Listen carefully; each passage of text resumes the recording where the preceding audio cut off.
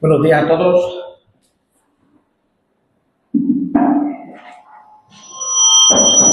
Ups. A veces pasa eso cuando me acerco al micro. Tengo esa capacidad.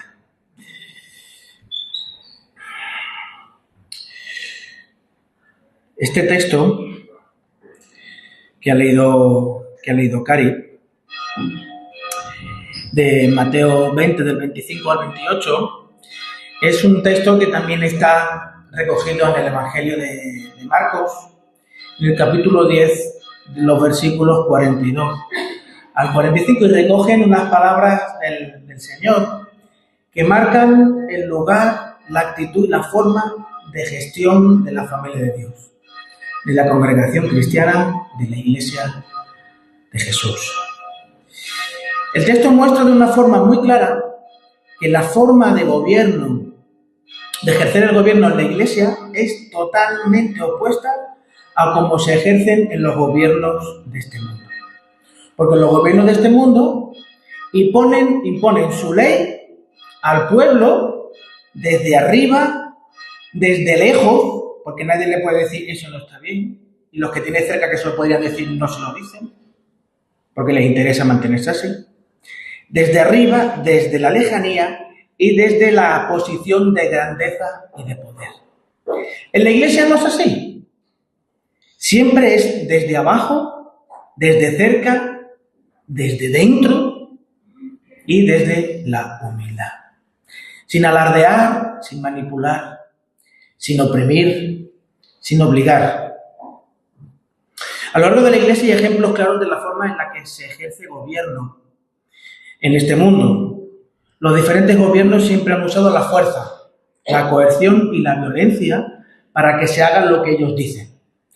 Y si miramos las noticias en la actualidad, no vemos que aquello que pasaba hace 5.000 años con los asirios o los babilonios, pues más o menos sucede hoy, solo que se le cambia el nombre. Sin embargo, entre vosotros, mis seguidores, dice el Señor Jesús, no puede ser así.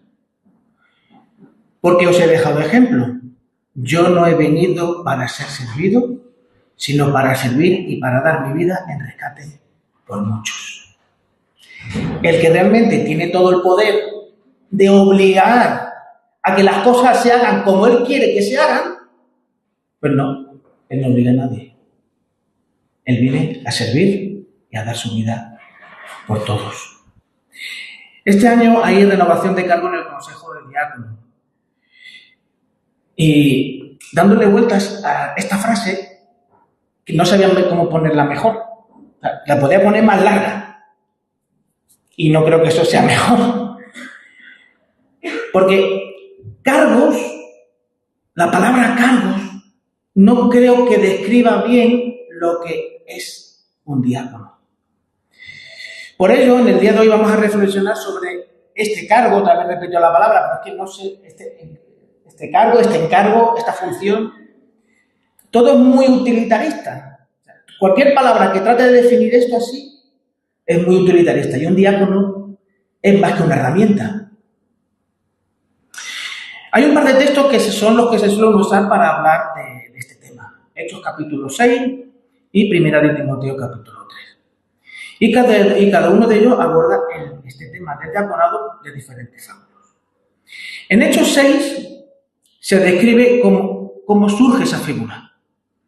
El crecimiento de las personas que deciden seguir al Señor, todo eso lo relata los capítulos previos hasta el capítulo 6, que deciden seguir al Señor se cuentan por miles.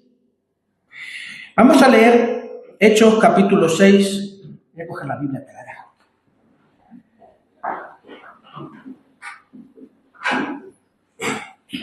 Vamos a leer Hechos capítulo 6 del 1 al 5.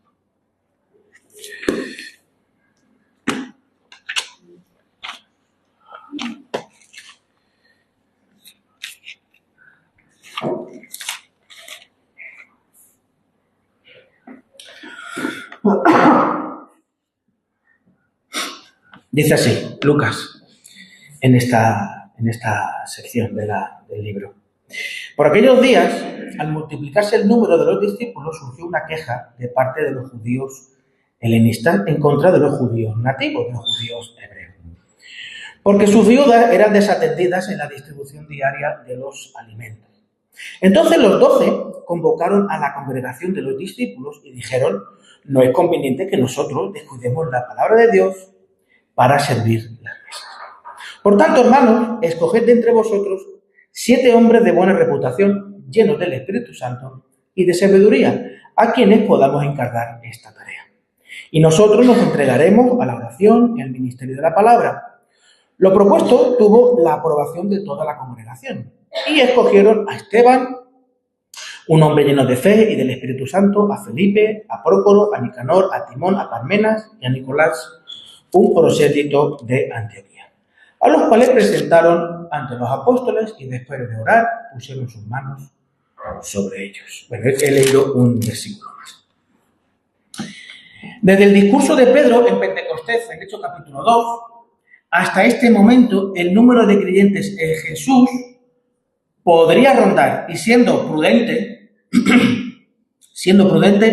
las 10.000 personas. Rondaría las 10.000 personas, porque hay dos textos que hablan del número de personas que se convirtieron tras una serie de predicaciones. Unas son 3.000 y otras 5.000. Y eso es bastante antes de este momento. Así que podría rondar los 10.000. Algunos dicen muchos más. Algunos teólogos, mucho más. Yo me quedo con 10.000. En 3-4 meses, 10.000 personas de conversión. Va bien, ¿no? Yo creo que está bastante bien. Bueno, 10.000 personas. Aunque la mayoría de personas en aquel momento eran hebreas, lo sucedido en Hechos 6 deja claro que en su totalidad no era así. Este crecimiento fue tan enorme con todos los desafíos que esto reporta, y estos desafíos cayeron sobre 12 personas. Los 12. Enseñaban en el templo. Es verdad que enseñaban en el templo, como también dice en el libro de Hechos. Pero iban casa por casa. Estudiaban las escrituras, oraciones, cuidado de enfermos, de personas sin recursos, sin hogar, personas sin familia, huérfanos y viudas, extranjeros, y así un sinfín de situaciones, sin contar con la realidad de cada uno de ellos, que tenían que a su vez ir al mercado a comprar, ir a trabajar si alguno trabajaba. O sea, la realidad cotidiana quizás también de muchos de nosotros.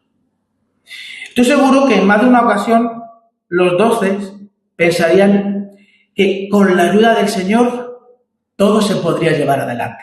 Que con el Señor todo lo podemos. Porque no lo ha hecho hasta ahora, ¿por qué no lo va a seguir haciendo? Pero los planes del Señor iban más allá. Y el conflicto que se describe en Hechos 6 es la evidencia clara de que los planes del Señor no se cerraban con los 12. Los 12 tenían que abrir las manos y levantar nuevo liderazgo para que la extensión del reino no se limitase a la capacidad de 12 personas, aún con el poder del Espíritu y toda la capacitación del Espíritu Santo que les había dado. Porque hacer eso cercenaba la capacidad de que la Iglesia pudiera seguir creciendo y haciendo lo que tenía que hacer. No es que el tiempo de los 12 se había terminado, no quiere decir que ya tenía... No, al contrario. El tiempo que estaban viviendo era mucho más grande que ellos. Lo que Dios tenía preparado para ellos era mucho más grande que ellos mismos, de sus propias capacidades.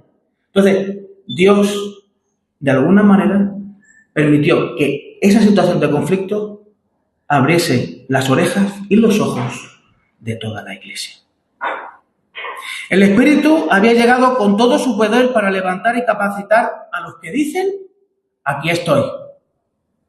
Uno de los motores más potentes para generar cambio en una persona, en una sociedad, en una iglesia, es la necesidad. Más sabe un necesitado que 100 abogados, dice el refrán. Pero la necesidad no puede determinar la agenda de la congregación cristiana. No cabe duda de que en este caso la necesidad apuntaba a un déficit de atención y cuidado. Y quiero incidir en esto del cuidado. Casi cada vez que se habla, de hecho yo al principio lo mencionaba, ¿no? Cada vez que se habla de este texto, de Hechos, capítulo 6, para describir la razón de la existencia del diaconado, del liderazgo, siempre se habla, pues, evidentemente, del conflicto, ¿no? De eso no se puede desligar. El conflicto entre las viudas hebreas y las griegas. Y los 12 parece que, como son unos máquinas, unos tipos maravillosos con una capacidad brutal, encuentran una solución trascendental que todo el resto de la asamblea pues dice, ¡ay, qué bien, qué bueno que tengamos a los 12 con nosotros! Pero creo que el conflicto o la tensión presente va más que al simple síntoma, va más adentro que el simple síntoma. En el fondo, no es que las viudas estén descuidadas. El problema, la tensión, es de intereses. Lo que le interesa a los 12 y lo que le interesa a las viudas. Ambos grupos dejan clara su situación. Los 12 necesitan ocuparse de aquello que el Señor les había dicho. ¿Qué les había dicho el Señor? Id y haced discípulos de todas las naciones. ¿No le había dicho eso a los discípulos? Pues ellos necesitaban ocuparse de la predicación, de la enseñanza y de la oración. No pueden estar sirviendo mesas. Las viudas necesitan sentirse cuidadas por su nueva familia. Porque así es como se autodefine el pueblo de Dios, la familia de Dios. Es verdad que el conflicto es real, pero no solo muestra el malestar o el enfado.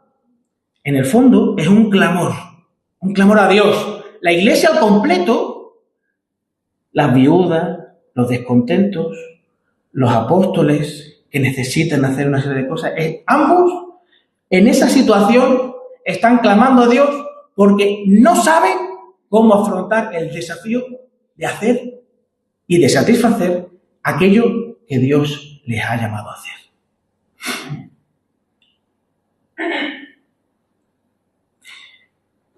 La figura del diácono no solo surge para apagar un fuego, es la respuesta de Dios para cuidar de su pueblo. Porque los 12, los megapóstoles, esos parecen cristianos con capa, no podían. Dios levantó los diáconos para cuidar de la iglesia, para cuidar de su pueblo.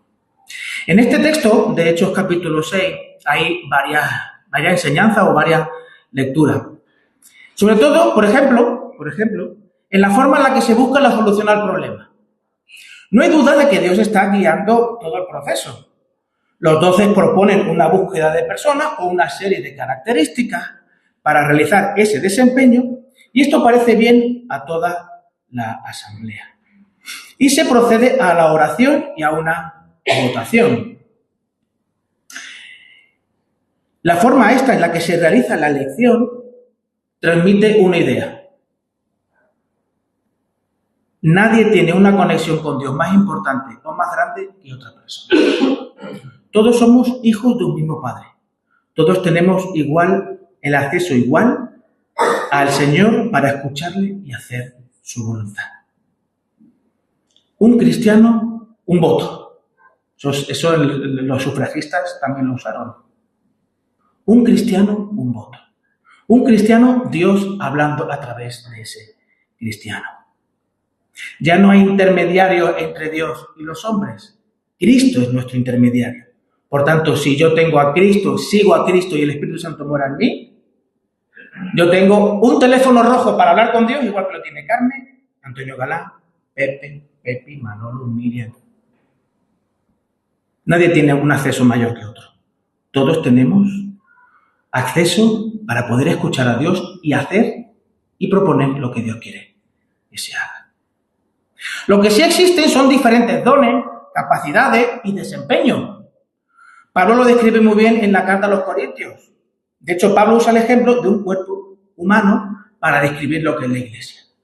¿Todos somos orejas? No. ¿Todos somos manos? No. Todos pertenecemos a una misma realidad, a un mismo pueblo, todos tenemos un mismo bautismo, un mismo espíritu, todos pertenecemos a un mismo Padre, pero cada uno tiene un don o dones que van en función de lo que Dios ha querido repartir. Los dones no tienen género. Dios reparte por igual a hombres y mujeres. ¿Por qué? Porque es Dios el Señor, Dios, Cristo es la cabeza. No lo que digan otras personas. En este caso, de Hechos capítulo 6, cuando un hermano cuando emitía un voto con un nombre, lo que decía es, entiendo que Dios quiere que Esteban, Felipe, Prócoro, Nicanor, Timón, Nicolás o Parmenas cuiden de la iglesia. Cuiden de la iglesia. Si os fijáis, si alguna vez os habéis fijado, en los nombres que aparecen también hay algo que se puede aprender. Los nombres de las personas que surgen, en su mayoría, por no decir en su totalidad, son griegos. Justo del sector que se queja. El que se queja de que las cosas no se hacían bien son los que Dios pone a hacer las cosas. Qué curioso, ¿eh? Si ves que algo no es como se debería hacer, que se puede mejorar, no solo te quejes, no solo lo comuniques, arrima el hombro, haz.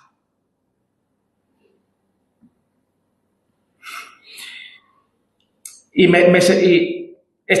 esta ocasión, leyendo el pasaje y estudiándolo, meditando en él, cuando los discípulos, los 12, hablan de las mesas, que seguramente lo hicieron con mucho cariño, ¿no? Pero para servir las mesas, esta gente va a servir las mesas, ¿no? Ya os digo, seguramente no fue así, pero es la sensación que tengo, como si hubiera quizá en su cabeza, o no, a lo mejor es cosa mía. Lo de la palabra es lo importante, lo otro...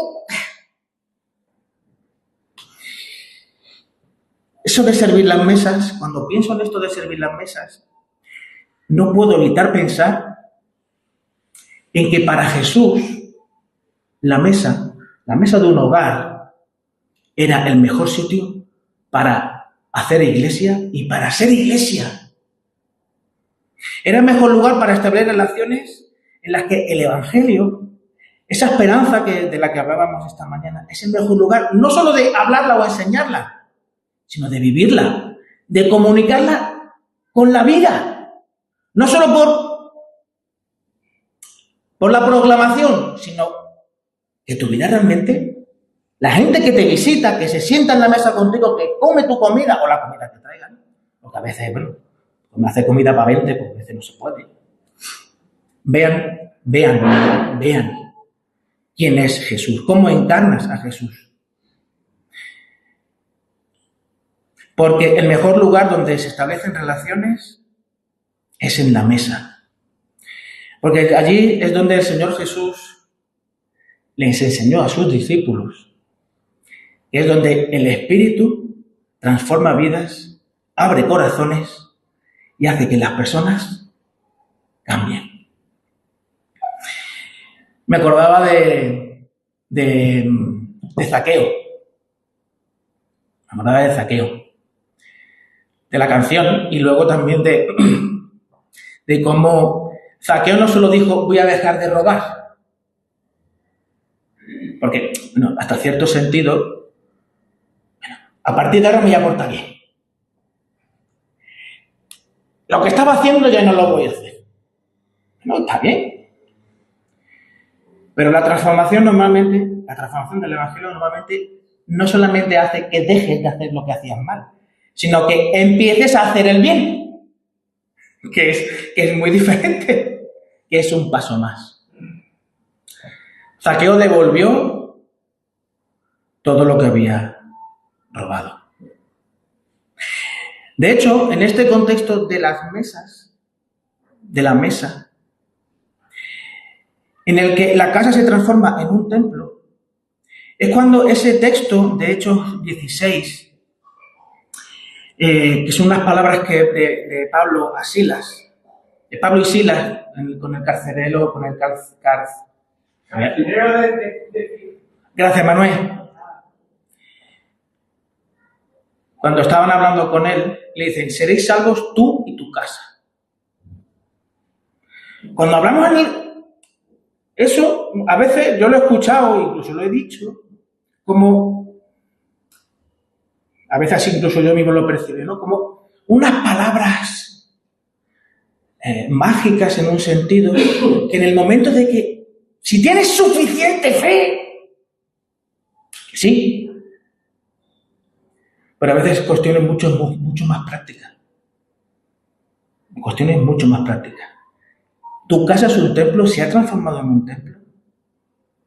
Si tu casa, tu mesa, son lugares en el que la transformación del Evangelio se ve, pues seréis salvos tú y tu casa, porque el ejemplo arrastra. El ejemplo arrastra. Pero bueno, no podemos, creo que tampoco se puede plantear una norma a este respecto, porque cada casa es un mundo. Cada casa es un mundo. Y cada persona tiene la libertad de poder decidir si seguir al Señor o no. Cuando la Iglesia, otra cosa más que podemos aprender de este pasaje, cuando la Iglesia, escuchando la voz del Señor, eligen a estos diáconos, no creo que se imaginasen lo que Dios estaba planeando.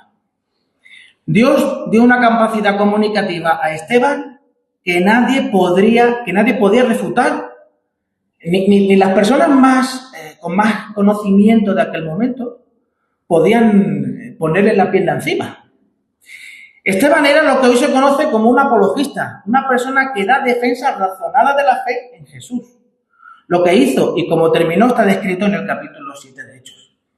Cuando alguien pensó en Esteban para que se ocupase de las mesas, estaban pensando que Esteban se iba a convertir en una punta de flecha de evangelización y apologética en Jerusalén. No. Pero Dios sobrepasa las expectativas. ¿Y qué decir de Esteban? Un misionero y evangelista impresionante. Fue el que comenzó una iglesia en Samaria, en la que los hogares eran los centros de culto. Sus hijas, de hecho, compartían el evangelio y había un ambiente de alegría en aquella ciudad. Hechos capítulo 8.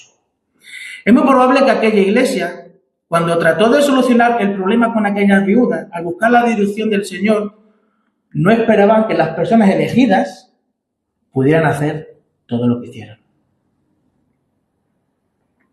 Porque Dios desborda las expectativas, tanto de la iglesia como incluso de los propios elegidos. Lo que el apóstol Pedro le costó entender, que en la iglesia no hay extranjeros, que no hay creyentes de segunda clase, que todos caben, todo eso descrito en Hechos capítulo 10. Cuando Pedro va a casa de Cornelio, no sé si lo podéis leer en casa, ¿no? Los que no lo sepáis o no lo recordéis. Hechos capítulo 10. Mira que si Pedro había visto al Señor, pues no. Lo que a Pedro le costó, estas personas, estos diáconos, este camino que Pedro estaba empezando a caminar, estos diáconos ya lo habían comenzado a caminar. Dado que el diaconado es más que simplemente ser administradores de lo material, las características que se pide a la Iglesia que observe para elegir a los diáconos, pues están descritos tanto aquí en Hechos capítulo 6 como en Timoteo capítulo 3. Dice en Hechos 6, versículo 3. Por tanto, hermanos, escoged de entre vosotros 7 hombres de buena reputación, llenos del Espíritu Santo y de sabiduría, a quienes podamos encargar esta tarea. Personas fieles, llenas del Espíritu, a las que se les pueda encargar esta tarea.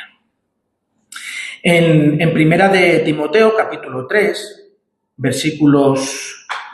¿dónde lo tengo?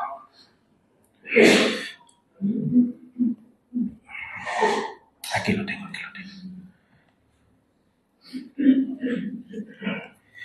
Primera de Timoteo. No lo tengo escrito.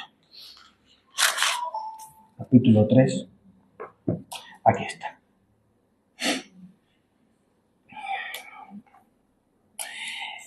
Este texto de Primera de Timoteo capítulo 3, en el que se describe las características del diaconado, una de sus principales características es que tiene que ser marido de una sola mujer, o esposo o esposa de un solo marido, y debe gobernar bien su propia casa.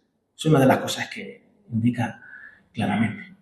Y claro, cuando vemos que la funcionalidad o lo que debe prevalecer en el diaconado es el cuidado, si tú no eres capaz de cuidar tu casa, ¿cómo vas a poder cuidar de cuidar de otras personas, ¿no? Tú no puedes cuidar de tu propia gente. Por eso es tan interesante observar cómo cuando perdemos de vista esa funcionalidad artificial del diaconado y vamos a lo que dice el texto, que en el fondo está indicándonos que el diaconado es cuidar de la gente, cuidar de las personas, en este caso, en Hechos capítulo 6, cuidar de los apóstoles para que ellos puedan hacer lo que tienen que hacer y cuidar de la iglesia para que la iglesia siga siendo un lugar de transformación y de proyección del Evangelio. Es muy bonito observar eso. Como decía, el texto de 1 de Timoteo no aparece de una forma en el aire. No es porque a Pablo se le haya ocurrido decir, mira, Timoteo, cuando estés allí en Éfeso, porque Timoteo estaba en Éfeso, cuando estés en Éfeso tienes que hacer estas cosas. En Éfeso estaban sucediendo una serie de situaciones. Por ejemplo, había un problema muy serio con la especulación teológica y la palabrería vacía. Dice 1 Timoteo 1:4, no prestéis atención a fábulas y genealogías interminables que acarrean disputas, más bien que edificación de Dios, que es por fe. ¿Qué características tiene que tener el diácono en este caso? Las consecuencias de esto es que las personas ante esa vana palabrería se separan de la fe. Respuesta que tienen que dar los diáconos, ¿qué características tiene que tener el diácono para afrontar esa realidad? Los diáconos asimismo deben ser honestos, que su palabra y sus hechos sean coherentes, dignos y respetables. 1 Timoteo 3:8. Frente a palabras vacías, la credibilidad del diaconado debe de hacerse evidente. Había otro problema. 1 Timoteo 1:7. Estos que hacen vanas palabrerías, queriendo ser doctores de la ley, o sea, unos superentendidos de todo, sin entender ni lo que hablan ni lo que afirman. No tienen ni idea. Son hombres corruptos de entendimiento y privados de la verdad. 1 Timoteo 6:5. ¿Cuál debe de ser esa característica que hay que buscar en los diáconos? Pues deben de ser personas sin dobleces. Personas sin dobleces. Que su sí sea sí y que su no sea no. Tienen que tener integridad a la hora de hablar. Había un desprecio por el modelo, por la forma en la que Dios había planteado de cómo debía ser la vida de un ser humano. Claro, frente a una sociedad tremendamente excesiva en lo sexual y en lo idolátrico, estas personas decían, vosotros tenéis que ser diferentes. No os caséis y debéis de absteneros de cualquier alimento de los que Dios creó. 1 Timoteo 4:3. En cambio, el diácono debe de ser marido de una sola mujer o esposa de un solo marido y que gobiernen bien sus hijos y su casa, que provean, que tengan una vida de hogar, no estar todo el día visitando a otras personas. visitan otras personas de una, como sigue diciendo adelante.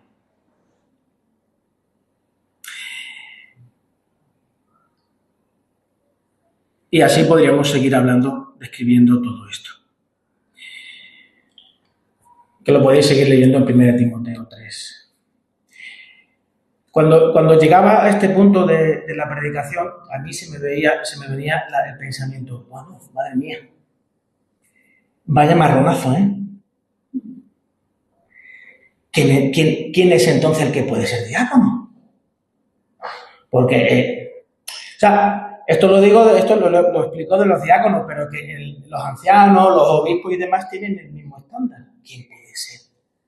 ¿Quién puede ser así? ¿Quién puede, cómo se dice? Dar la talla. ¿Quién puede dar la talla?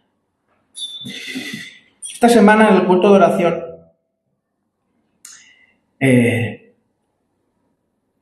compartí con los hermanos un texto que comparto con vosotros y con esto vamos terminando. Dice Pablo en 2 Corintios capítulo 4. Pero este tesoro, el tesoro del Evangelio, el tesoro del Espíritu, la obra de Dios, este tesoro lo guardamos en vasijas de barro para que conste que su extraordinario valor procede de Dios y no de nosotros. Al final, ¿quién es el que puede ser diácono? Todo aquel al que Dios le pone santitud, la Iglesia lo respalda y camina. Y camina. ¿Qué características tiene el barro? Fragilidad. Es poroso. El barro es poroso. De hecho, los botijos en verano, gracias a esa porosidad, tiene el agua fresquita. Es frágil. El barro necesita de humedad para ser flexible. El barro me representa. Y yo espero que os represente. Porque demuestra que realmente no depende ni de Rubén, ni de Pepi, ni de Pepe, de Cari, de Antonio, de David Sosa un poquito, porque él es una máquina. Pero poco más. No depende de mí. Depende de todo aquel que esté dispuesto a escuchar, obedecer y caminar bajo el poder y la gracia del Señor. Nada más. Nada más. ¿Quién puede ser diácono? Quizás tú. Quizás tú. Vamos a orar. Señor, te queremos dar gracias porque tú siempre, Señor, nos das la oportunidad de acercarnos no solamente a ti, sino también a tu palabra, Señor, para entender cuánto amor tienes por tu iglesia, Señor, por las personas por las que tú moriste y respondieron afirmativamente a la invitación que tú le has dado, Señor. Reconocemos, Señor, todos, por lo menos así lo hago yo, Señor, que no hay la labor de cuidar las personas por las cuales tú moriste, Señor, es algo que no hay capacidad humana de poder llevarlo a cabo, Señor. Dependemos total y absolutamente de ti, Señor. Solo por medio de la obra de tu Espíritu y tu gracia, Señor, podemos hacer lo que hacemos. Da igual el sitio en el que estemos. Seamos diáconos, tengamos el cepillo, la escoba en la mano. Da igual, Señor. Nada podemos hacer sin que tú nos des esperanza, ánimo y capacitación. Gracias, Señor. Ayúdanos a seguir confiando en ti, Señor, en este nuevo año. Porque sin ti no podemos dar ni un paso. En tu nombre, amén.